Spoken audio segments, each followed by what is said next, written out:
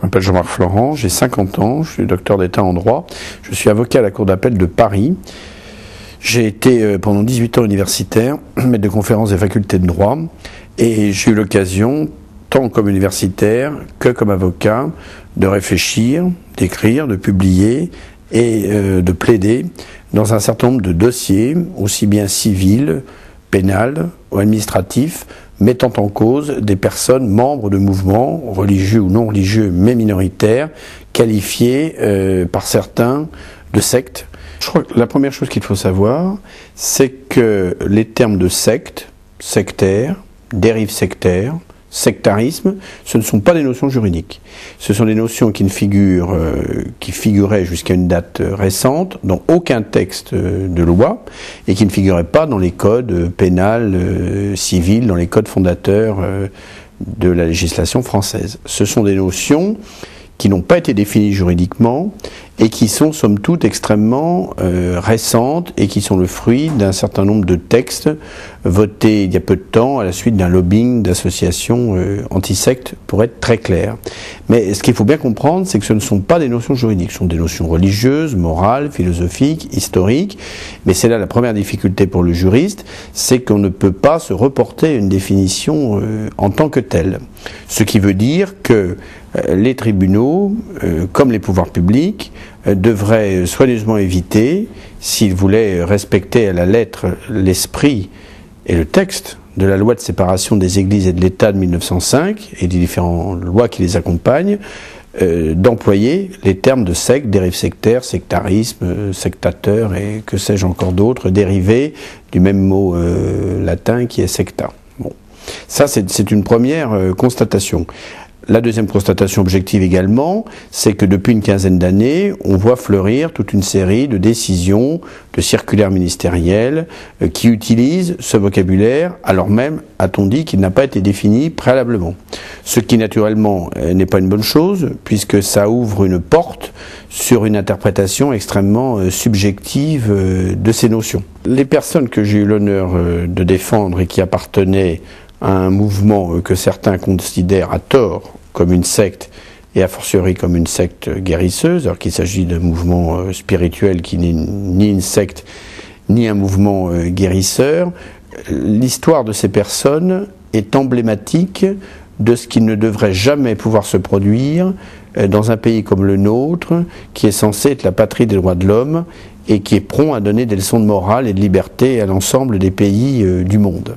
C'est l'exemple type d'une dérive extrêmement grave, d'une manipulation des services de police et des services de la justice par certains qui veulent absolument livrer une guerre sans merci à un certain nombre de mouvements minoritaires, notamment religieux, mais pas exclusivement religieux.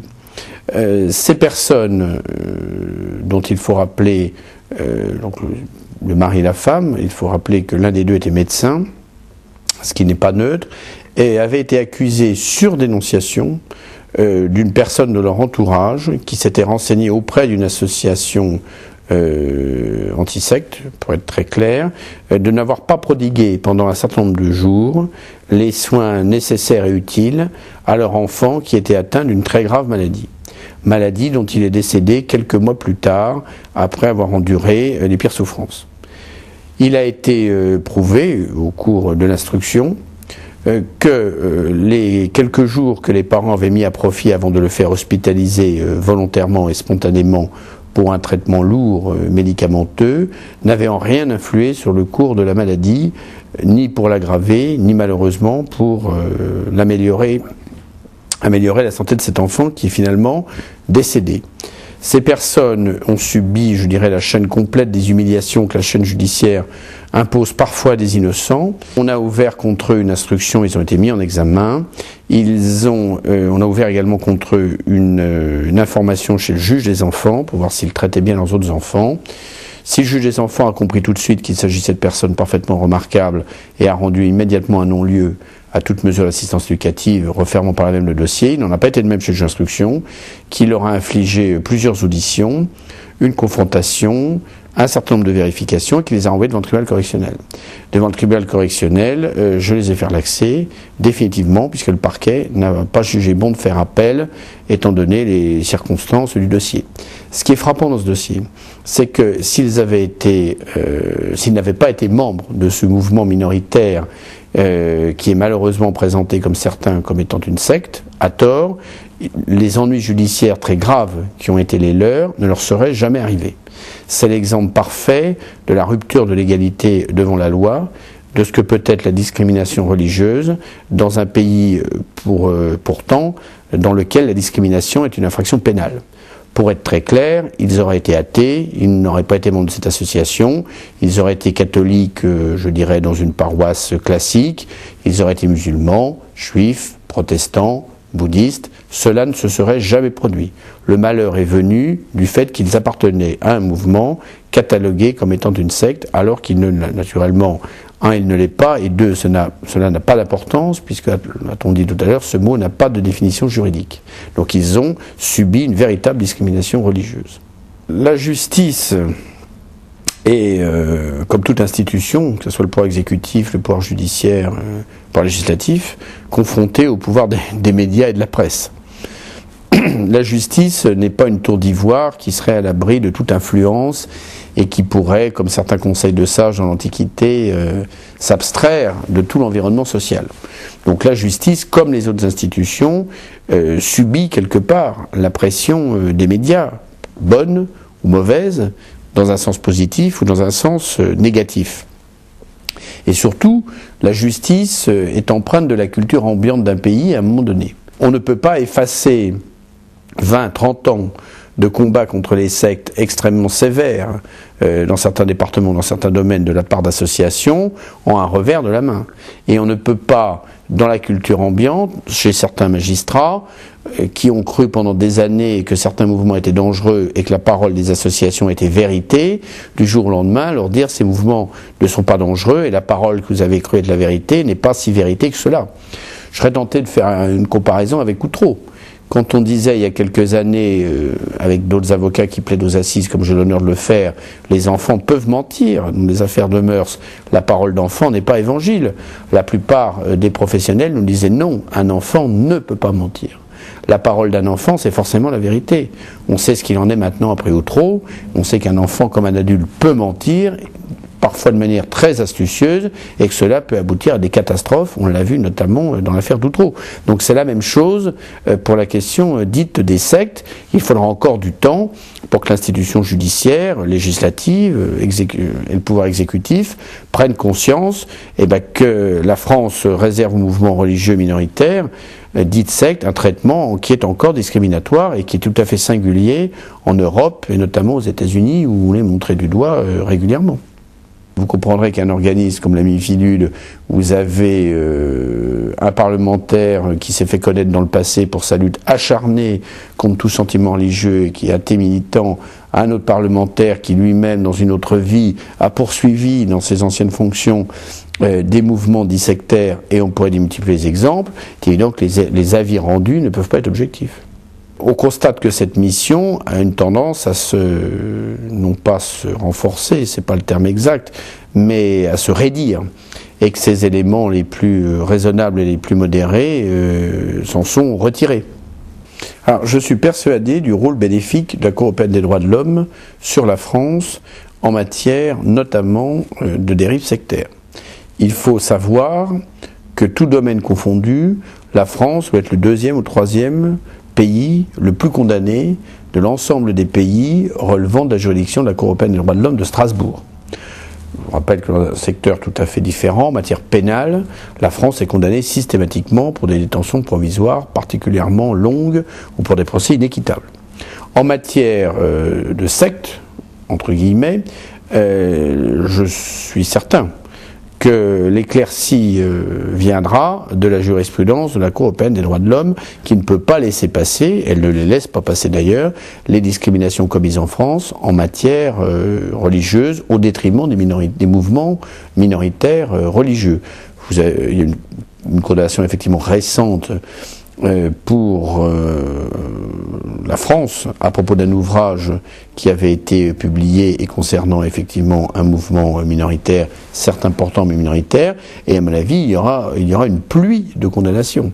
Donc je pense que les tenants les plus durs de la lutte anti-secte, que ce soit l'UNATFI, que ce soit l'ATFI, que ce soit certains membres de la Miviludes, vivent, je dirais, leur dernier moment de félicité, ou je serais tenté de dire d'impunité, parce que la Cour européenne finira par rappeler à l'ordre très sérieusement, c'est-à-dire par des arrêts entrant dans le droit positif, la France et un certain nombre des acteurs de la lutte anti-secte. Il ne peut pas en être autrement.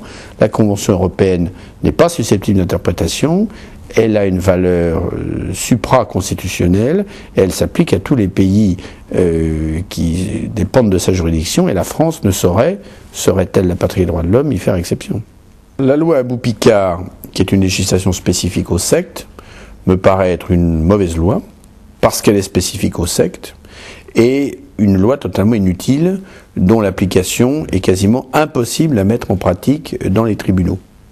Les infractions de manipulation mentale, notamment, on sait tous les spécialistes de ces questions-là, qu'ils soient historiens, sociologues, juristes, savent très bien que c'est une infraction qui est extrêmement difficile, voire impossible à mettre en pratique dans un dossier.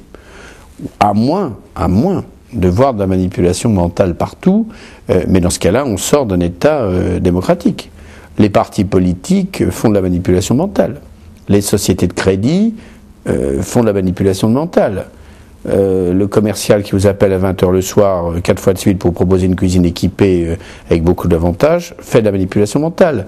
Les démarcheurs à domicile qui vont les personnes âgées pour leur poser des alarmes font de la manipulation mentale. Les monastères, quand ils font du recrutement, font de la manipulation mentale. Les églises font de la manipulation mentale. Tout le monde, à ce moment-là, fait de la manipulation mentale. Donc je ne vois pas comment on pourrait spécifiquement reprocher, sauf des cas d'école, on trouvera toujours certainement un cas, une infraction de manipulation mentale dans un mouvement sectaire.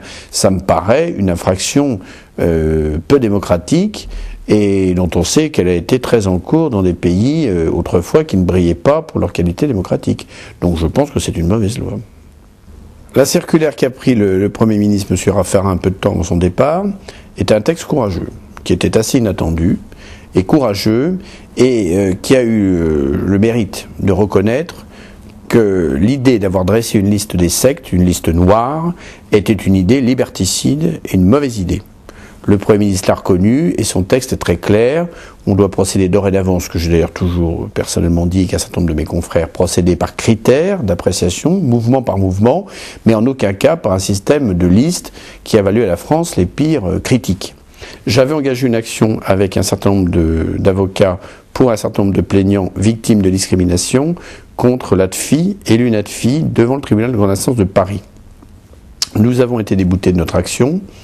Un certain nombre de plaignants ont fait appel, dont mes clients. Alors j'entends bien que dans la France de 2006, demander la dissolution de l'ATFI, qui est devenue une institution, ce qui me paraît d'ailleurs anormal, c'est une décision lourde de conséquences à prendre pour un tribunal de grande instance, mais je ne doute pas que la Cour d'appel, ou au-delà la Cour de cassation, ou au-delà, et là je n'ai aucun doute, la Cour européenne des droits de l'homme, finira par donner raison aux plaignants et à reconnaître que l'ATFI et l'UNATFI n'ont pas une très grande utilité, coûtent très cher aux contribuables puisqu'elles vivent quasiment exclusivement des subventions de l'État, et en tout état de cause, dans un certain nombre d'affaires, ont dérapé et ont été très au-delà de la mission qui est la leur en tant qu'association, voire contre la mission qui est la leur. On a laissé ces associations avoir le monopole de l'information, non seulement de la presse, mais ce qui est plus grave, des pouvoirs publics, et ce qui me paraît encore plus grave au sein des pouvoirs publics, des renseignements généraux.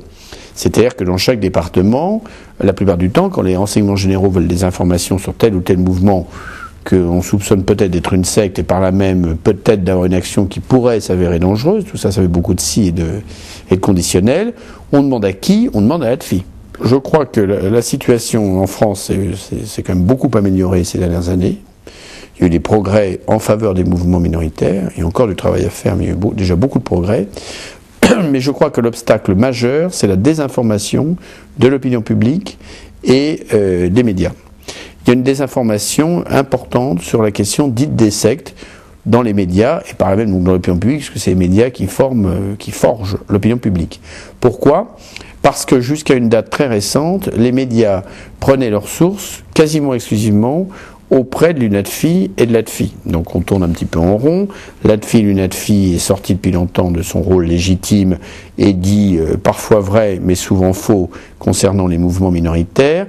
Par là même entretient une désinformation des médias qui n'informe pas correctement l'opinion publique. La création d'une nouvelle commission d'enquête parlementaire sur les dérives sectaires me paraît totalement inutile. Elle me paraît là encore user inutilement les fonds des contribuables. Il y a eu plusieurs commissions d'enquête, il y a eu plusieurs rapports parlementaires fort contestés.